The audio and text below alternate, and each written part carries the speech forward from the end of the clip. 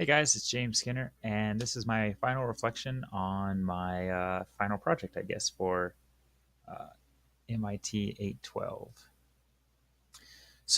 How I met the objectives for that project is I wanted an overall project that summed up the knowledge of all the programs that students had. So, in my project, they needed to use Illustrator, InDesign, and Photoshop in order to make an overall interactive PDF that was a basically a portfolio of the work they created.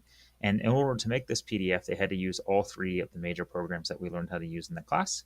So it summed up the knowledge. So by doing so, it summed up their knowledge of the programs.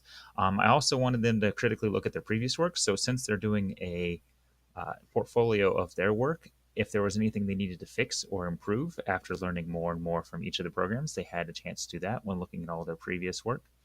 They also needed to synthesize new information with the old. So we've learned as they go through the class, they learn a bunch of different things in all the different programs. And so they learn which programs do some things better than others. And so then they can reuse the programs to remake things, or they can take what they've learned from one program and add it to another, or all that kind of stuff. So in the presentation, we have things like this Powtoons here, which would just simply show them um, which would simply show what are the pros and cons of Photoshop and Illustrator and InDesign. So they could look at that for a basic overview of what they maybe have forgotten or whatever. And then there's also tutorials available to them, like this one, which is a tutorial I made on how to use the pen tool in Illustrator. So it reminds them how to go about using that tool and just basic practice that they've already done before, but it's basically reinforcing that knowledge.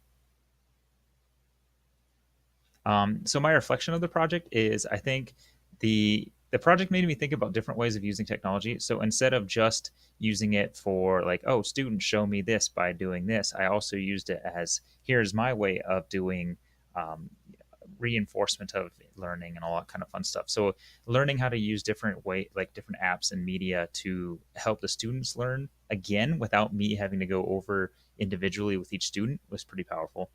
It also brings more level of support to my students in that same way. So like I myself am using it in a different manner, but then also it's helping my students in a way that is maybe beneficial because they don't need to ask me for all the help on anything. They can go back and look at the videos, look at the resources they have available to them. So like they have this drive setting set up so they could see, these are all the different Photoshop tutorials that I have available to them that are just PDFs. So if we were like open one up, this would be, correcting color or something like that, or rotating and cropping, and just all these different available tutorials they have available to them without necessarily having to ask me how to do something. I think that's pretty powerful. ISTE standard, I feel that most described this was 3A, which is demonstrated fluency in technology systems and the transfer of current knowledge to new technologies and situations. So basically, since they're using multiple apps and applying it to a new situation, I think this like almost perfectly fluent works with it. They're using Illustrator, InDesign, and Photoshop, as well as different online resources like saving and acquiring JPEGs, Creative Commons, all that kind of fun stuff. Um, so I think that would be the most applicable standard. And my big takeaway here is that multimedia apps can be used to teach and show learning. So not only can I ask my students to create a multimedia application, such as an interactive PDF that has video, that has animation, that has images, that has text and writing, and then also all the graphic design components in that.